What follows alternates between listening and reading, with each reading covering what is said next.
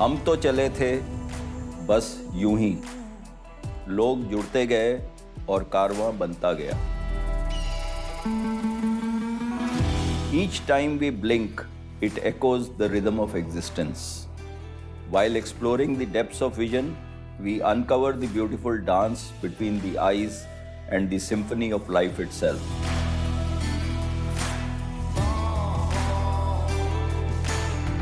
I am Professor Dr. Mahipal Sachdev, Chairman and Medical Director, Center for Sight Group of Eye Hospitals.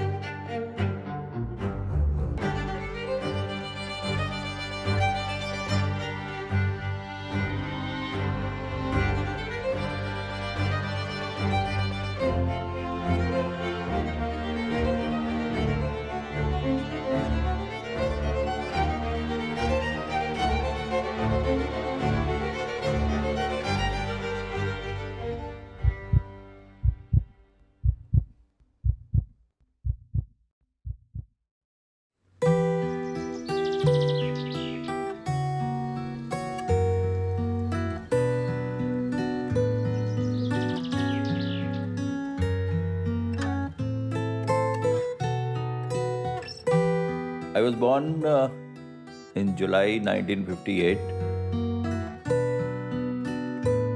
We used to live in South Delhi in a government colony because both my parents were government servants in Lakshmi Bai Nagar. My father was a hydrologist. My mother was a gynecologist. God has been kind. We had a very contented and a full childhood. I don't have a typical story of having studied under a lamppost or something like that.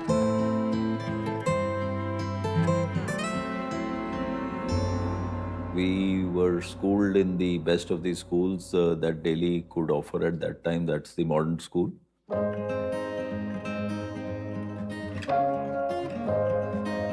What modern school excelled at that particular time was that the principal obviously worked on all-round development of an individual. We always had a sports period, we had a cultural activity, we had a swimming pool, we had horse riding, cricket ground, football ground, hockey ground, badminton, everything was there. You name it and the school offered you that. Mahipal is my only brother. He's younger to me by about 3 years. The younger siblings are generally more competitive, wanting to seek the attention of the parents away from the older child. It was not very different. He was a little more competitive, and if you might like to call it naughty as a kid.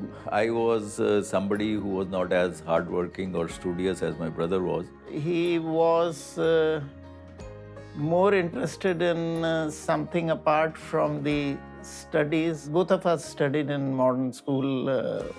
He would tend to be a little more extra study part of the things, but at the same time that studies were also a focus of his.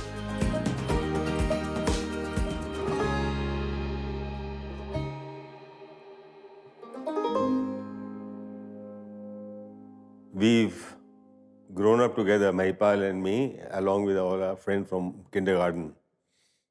Right from class 1. Well, he was a very quick learner, and that was a disadvantage on people like us who thought that, he's spending such a little time on matters of exams or something, and so we can get away with spending the same amount of time, but not realizing that Mahipal can absorb 10 times more than what we would do it in the same time. He was not only focused on academics, he had interest in his sports, a good badminton player which he carried on. I liked racket sports, but otherwise I could throw my arm at anything, cricket or even hockey. Pretty much a sports guy. While Mahipal had a very clarity of the vision that he has to become a doctor, and that was it. We were not a family of business people, so the only kind of things that were there were engineering and medicine. My father was more goading us into going and becoming doctors because he felt that medicine was a great profession. My mother obviously was a big influence. This is a profession where service is also a very, very significant part. My brother, who is 3 years senior to me, was also into the medical profession, and he had cracked the exam for All India Institute of Medical Sciences. So he was a kind of a role model for me that I need to get into All India Institute of Medical Sciences to pursue my MBBS.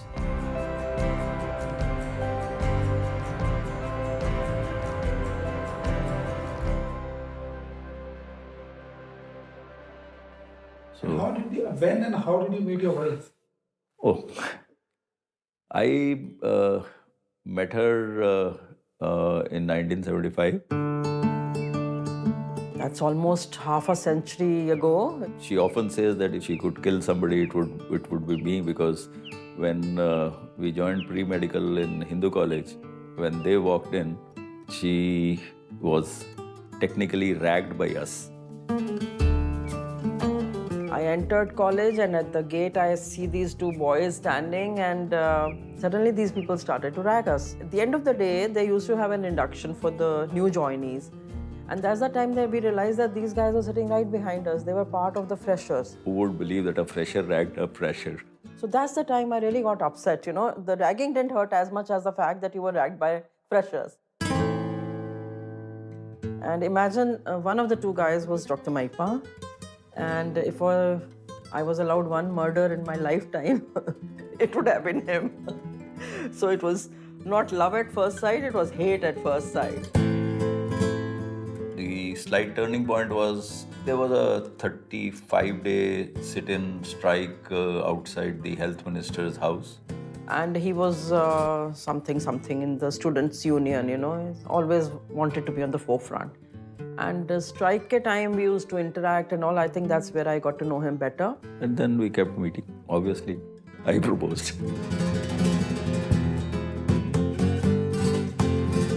So Mahipal's parents were very sporting, you know. So one fine day, his father went to my mother and said, what if the two of them elope? Better to get them married. She said yes, and we caught on to that. It was a Sikh boy marrying a Hindu girl. Marriage, which was done on 25th of December. I would say a Sikh marrying a Hindu on a Christmas day. And my best man was a Muslim guy, my close friend Majaz. That was the only chutti that we had between our final MBBS exam and starting internship. It's so funny, 25th morning we got married. 25th evening was the reception. 26th we went to Goa. We wanted 4 days together. 31st we came back. First we joined work.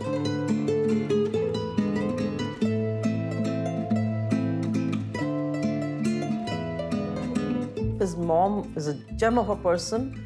If I could be 10% of what she was, my life would be made. The first thing I'm told as a bahu when I enter the house is, kitchen mein jaane ki zarurat nahi hai, spend quality time with your family. You know, what else can you ask for? The finances were looked after by my in-laws. The house was looked after by them. So we were almost like hostlers. So we were a couple on wheels. We used to travel so much.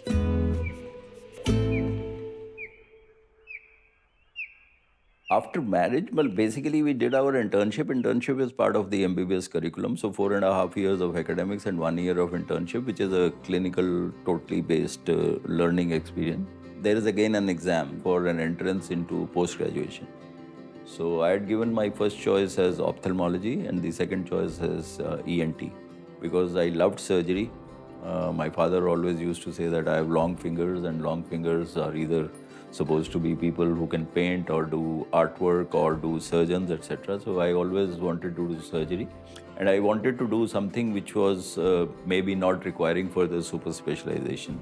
So didn't want to do general surgery, so I had applied for ophthalmology and ENT and got admission into ophthalmology. It was a feeling of ecstasy. I think everyone was very, very happy.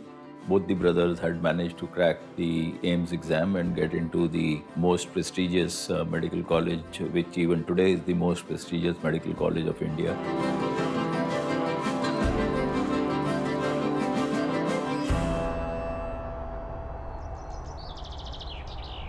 Dr. Mahipal was a student at All India Institute of Medical Sciences. He was my student. He and his elder brother, both were at AIIMS, and outstanding students.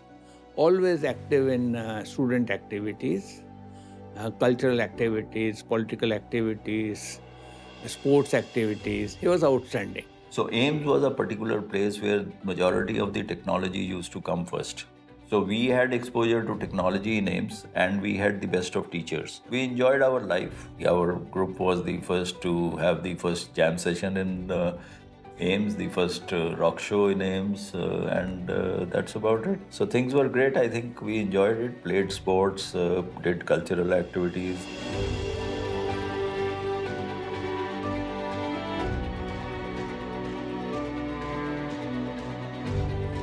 Then 1981, my daughter was born. Then again, because of full family support, I don't even have any bad memories of bringing up a child. You know, they were so keen to take care of them. I would let them. You know, there was so much of faith and so much of cohesiveness in the family. She took a job in the government service where it was a 7:30 to 1:30 job or a 1:30 to 7:30 job. My bhabi was also the same, so they would switch shifts, that one of them would go at 7:30 and come at 1:30 and the other would go at 1:30, 7:30. So the 4 kids who were there were being actually looked after. So there were 4 of them in the house, and with grandparents always in the house and a battery of servants, it was cool. So I think my wife played a pivotal role in the upbringing of both my daughters, who are both ophthalmologists today. What he was doing in his lifetime was something that we could see. We could see his journey play out. And that was an inspiration. Nobody can teach you what to do for yourself, right? You can only get inspired by others. So to see that journey play out, I think was the greatest privilege. He's someone who doesn't expect you to do something, but when you see him, you just want to emulate him, because he's just not only a wonderful father, just the way he used to deal with his patients and the fraternity around him. So I basically am also an ophthalmologist because of my father. My mother was definitely more strict, but I was always inspired by my father. She could reprimand me and it would not matter as much. And he would just give me a slight smile, oh, you could have done better. And that would push me a lot more.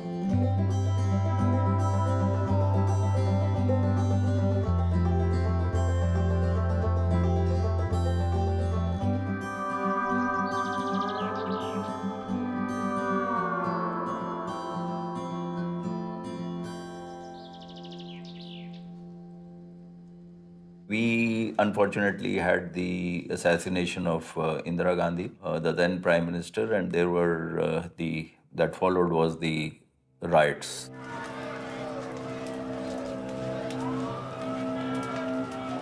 It all started at AIIMS. You know, that's where her body was brought. I remember Dr. Mahipal called me up. I used to work in a CGHS dispensary, so he called me up that if possible, reach home, because they were expecting some trouble.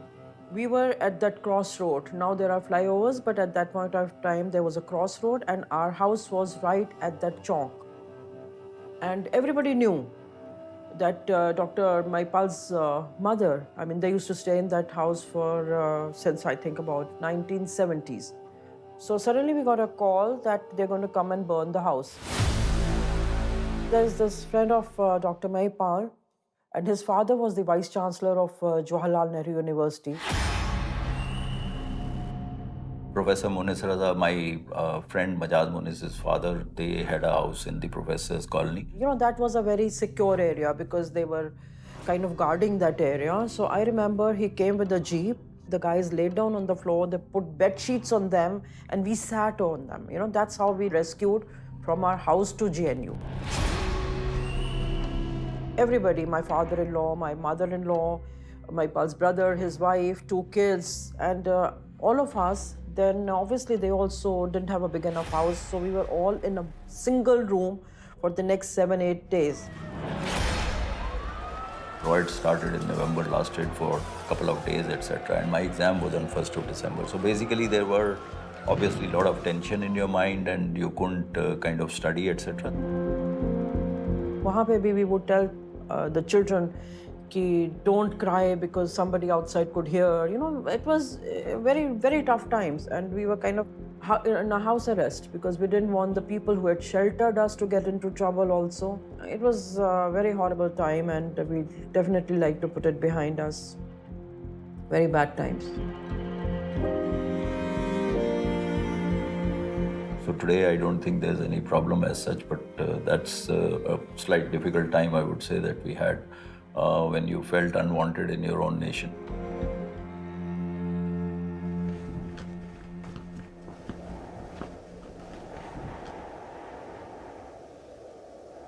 December 84, I finished my post-graduation and then I became a senior resident from 1st of January 85. I hadn't finished my senior residency also when I became a faculty member. I had done about 2.5 years of my 3-year senior residency and I became a lecturer in All India Institute of Medical Sciences. The things had not fully settled down in India, so I just had a thought process of maybe wanting to move out. I went to make a presentation in US in the World Cornea Congress. Professor Dwight Kavanagh, who was sitting on the dais, he came up from the dais and told me, "Young man, you made an excellent presentation. Why don't you come and join us?" That's when the opportunity came. So I went on and applied for a fellowship 89-90 in Georgetown University, Washington, DC.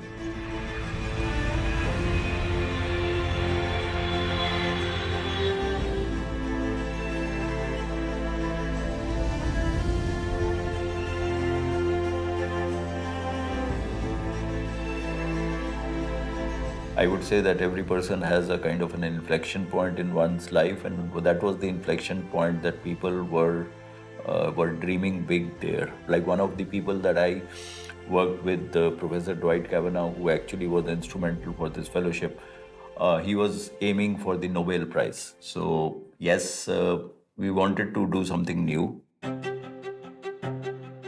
I would say that I wrote and I rode the phacoemulsification boom. Phacoemulsification was the no-stitch cataract surgery. No-stitch cataract surgery at that particular time was not in India, and we were the earlier pioneers and innovators for phacoemulsification. But then I decided, even at that time, that my mind was clear that I need to come back. And when I came back, my then professor in chief asked me, "Dr. Mahipal, you had gone to US. What have you learned there, or what do you want that we should bring to AIIMS?" And I said, "Get me a phaco machine." That was something that, again, my intuition and my gut said that this is going to be the future of cataract surgery. I had, by that time, established myself as one of the early adapters to this technology. And people would come to me for doing a phacoemulsification, getting their cataract operated by phacoemulsification. So my thought process was very limited at that particular time, and that was limited was because I just wanted to set up an institution which had education, which had research, and which had also the best clinical practices that were available. One fine day, after a lot of thought or whatever it is, I just decided that I need to move out and do my own. Whenever I would tell somebody that I have decided to quit my job at AIIMS, they would feel that I have lost it. Either there is some trouble that the authorities are asking me to leave or something like that, etc., etc. But why would a sane person who's become a faculty at such a young age, who would possibly become the chief of RP Center or would become possibly the director of AIIMS, would leave such a career? He said that I want to leave it and I want to pursue it on our own. He says, my future here is less likely to be that successful to the top if as compared to if I make it on my own. My father especially was not wanting him to quit from the AIIMS. Being in a joint family, I had the cushion, stayed with my parents. We were all in government jobs. So going out, stepping out without a financial significant backing was considered to be stupid. Before I could react, his family reacted. I think the main reaction came from the family because at that time there were not too many corporate hospitals, and to have gotten into AIIMS was a big thing in itself. And his father was very proud of the fact that both his sons went to AIIMS. So I think the biggest shock came to him. There was a lot of halla gulla, and at night we decided he has to stay back in AIIMS. So whole night he kept awake looking at the ceiling. So I said, what's wrong? So he says, I don't mind trying and failing, but I'll always regret if I don't try. That kind of moved me. So I thought this guy deserves a chance.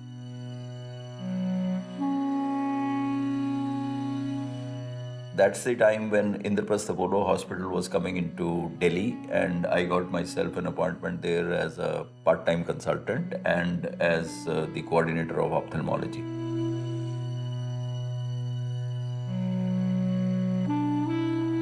I met somebody. That somebody taught me one thing which has stood me in the test of time, and that was that one can talk a lot, but putting down your thoughts into a paragraph as to what you want to do is the most difficult thing. And that's where I think the thought process or the point of, I would say, inflection came onto me that I can really take things forward. And that's when I decided to kind of do something on my own. So that's the time when things in my mind came was to institutionalize a particular practice, or to actually make the practice bigger than an individual. That was my goal right from the beginning. I never put my name in front of the organization, because if you put your name in front of organization, you would not be able to attract talent. Doctors have the biggest egos.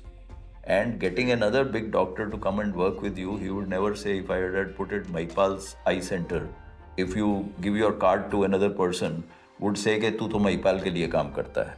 So that's when the concept of Center for Sight started. So we just started small and kept on growing. So I went on to get the best manpower. The best manpower that was available as regards the skill set of ophthalmologists were all picked up from All India Institute of Medical Sciences, who were MBBS from AIIMS, who were MD from AIIMS, who were senior residents from AIIMS, and who were ex-faculty from, or who were faculty at AIIMS. And I promised them, I took the risk, and that was again, I would say, an entrepreneurial streak in me. I took a risk and I doubled their salaries. I said, what you're getting, I'll double it to you. Plus I got them an attachment in Apollo Hospital. So that is what the entire theme of Center for Sight was, to be the last word in various super specialities within ophthalmology. That's when we coined Center for Sight, every eye deserves the best. He's a very, very good leader. He has a leadership qualities. And that's the reason that he has been able to keep such a strong force of ophthalmologists who are very, very intelligent. Maintain a cordial relationship with the intelligent people is the most difficult thing. But he is able to maintain that because of his leadership quality. He is humble, polite, he gives time. Hard work is one part, but luck plays a bigger part. And there was a failing hospital in Faridabad, which was set up by an industrialist and NRI. So they had started the system of outsourcing departments. And they came to us that we want to outsource ophthalmology. They had put up all the equipment, they just wanted the manpower to run it. So that is how my second center came. Then what happened was there was a dead LASIK machine in Agra, where there was a partnership and none of these two partners was willing to put in the money there to buy a new LASIK machine. So that doctor, a friend of mine, he met me and said something. I said, okay, I'll put that LASIK machine. So I went ahead and put that LASIK machine there. So that became my third center. And then we put up a center in Ritwiyar. So it's basically something ke apne aap hota gaya and then karwan chalta gaya. So we went on from there and all kept on investing into the business or into the profession, as you would say. And things just kept rolling, and they have moved to the present state where we are a 75 center plus opticals, so 80 plus facilities, Center for Sight, which is spread over 15 states, 32 cities.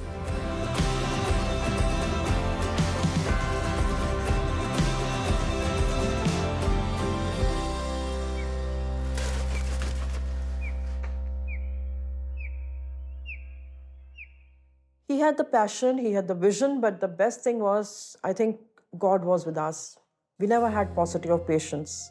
So from day one, whatever he had planned for himself for a couple of years, came to him within the first couple of months. And there's never been a looking back.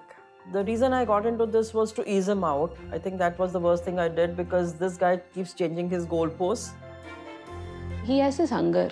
There's no satiety. He just wants to keep doing more. Something constantly running in his head. He'd always want to be the best at what he's doing. And he doesn't stop. He does it truthfully and he does it well. He works hard, he puts in the effort, and he's very smart. There are very few people that you see are good clinicians and have a business edge as well. He's not learned anything from anywhere, like the business part of it, but he can do both. He balances both. Avnish Bajaj, a very smart guy, he used to tell me that, doctor साहब आप entrepreneur बनने के लिए आपको डॉक्टरी छोड़नी पड़ेगी. In the sense that he and Ashish Mahapatra, they would in board meetings try to coax me to say that you leave medicine and look at the business part of the whole thing. I remember I first saw him. What first struck me was that he was a great human being. I had this big dimension of how doctors should be. First was clinical, the second was operational, and third was commercial excellence. I think I first met Dr. Mahipal, who was pretty much excelling in all three. He was a great operational guy. He could think business-wise, he could think in modules, he could actually build a business, and he was very, very commercial. He never left a penny on the table. So learned a lot from him, and I would say that he was my first teacher in business. Owe it to Dr. Mahipal to actually giving us the privilege of actually being an investor in his company. I was a close witness to what Dr. Mahipal and his team did in the formative years and was glad to be a part of his team.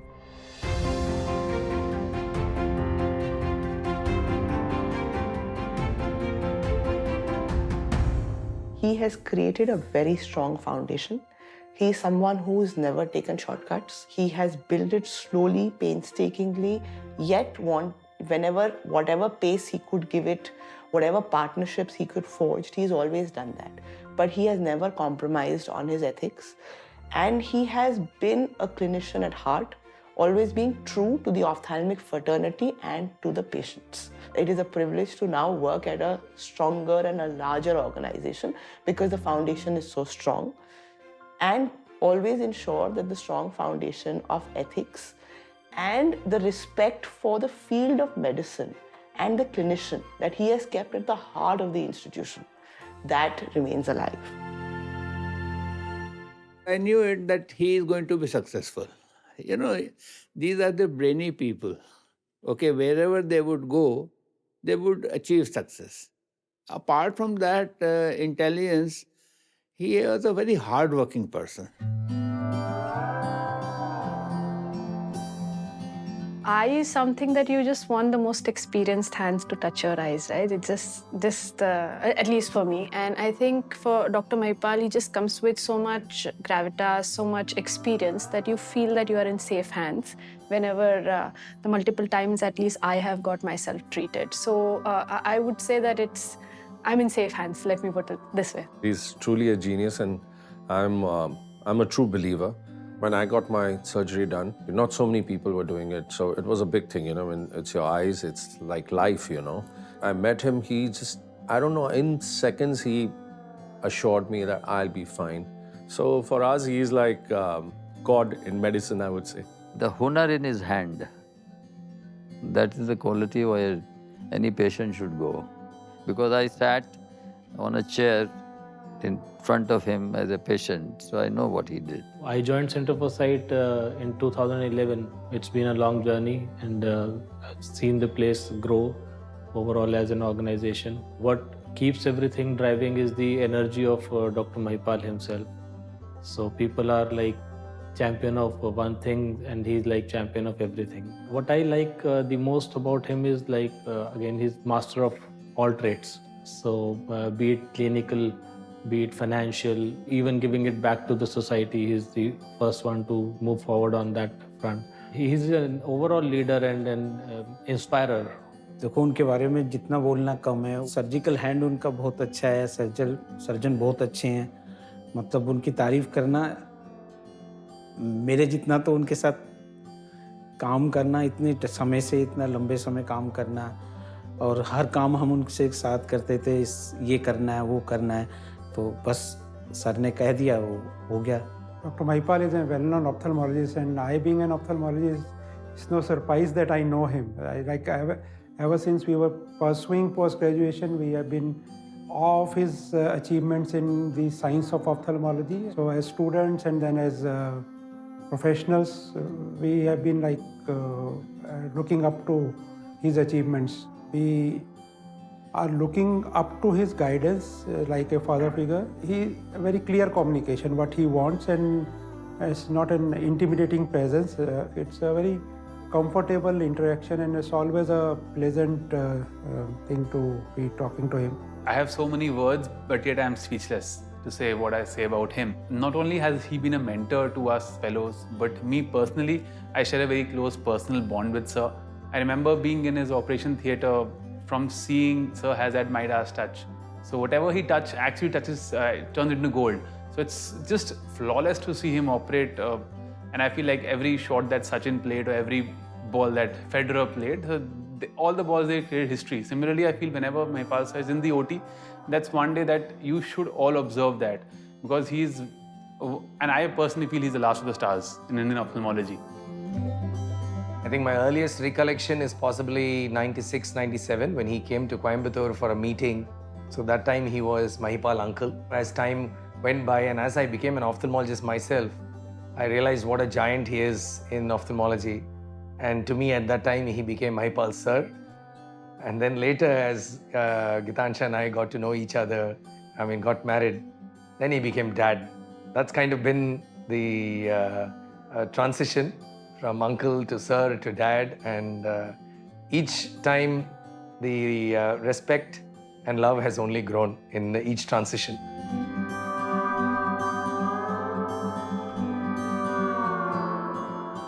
I personally feel that life is a journey. You have to live through it.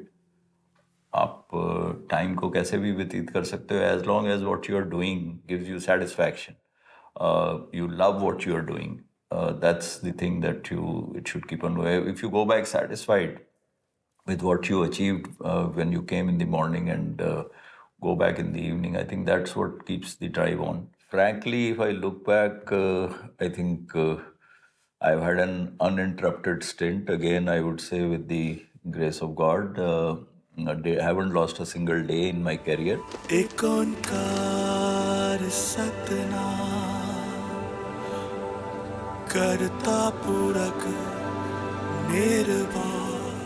He's very God-fearing. All my OTs have a Guru Nanak Ji ki photos. So before doing every surgery, before doing every OT, he has a look at the picture. Any good thing, he wants to start with the religious thing. And he goes to a Gurudwara every day. Even if he comes back at 12 o'clock at night, he has to make sure that he goes to the Gurudwara. Band hota hai to darwaze pe matha tek lete hain.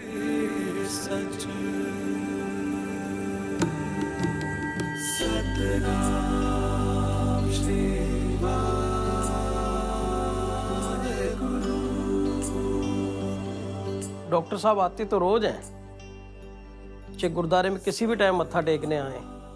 रात के कई बार 10 भी बज जाते हैं, कई बार 11 बज जाते हैं, पर मत्था टेकने जरूर आते हैं। उनका रोज का नित्यनेम है भी गुरुद्वारे मत्था टेकने आना ही आना, किसी भी सूरत में। और जब भी हमने उन्हें देखा भी वो किसी भी दिन मिस नहीं करते। आउट ऑफ दिल्ली से अगर बाहर हो तो बात अलग है, अदरवाइज वो मत्था टेकने आते ही आते हैं।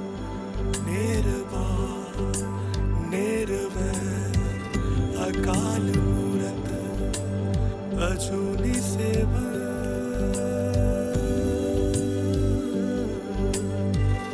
गुर प्रसाद जप आद सच जुगाद सच है भी सच नानक होसे भी सच। Tell me a little bit more about your Padma story, the Padma Award.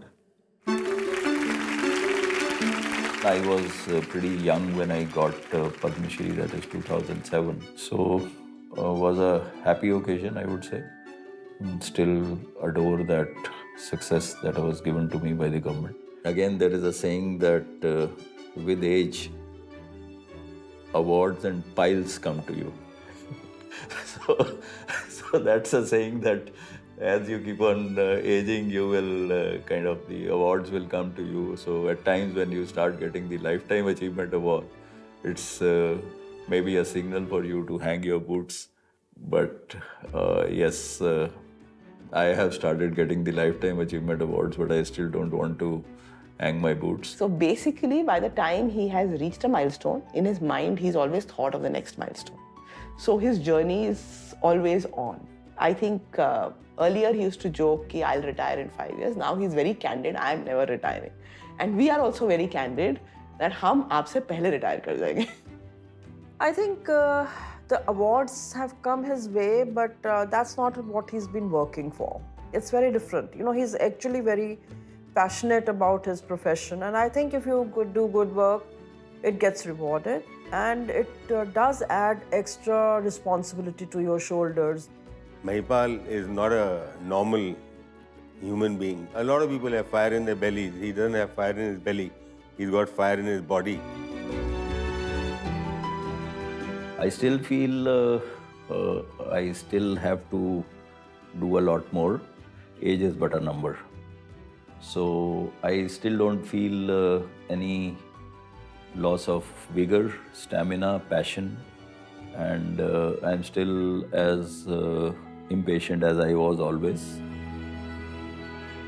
Message to the younger generation is that when nothing works, it's only the hard work that works. You have the entire world to conquer. Live your dream and live it big.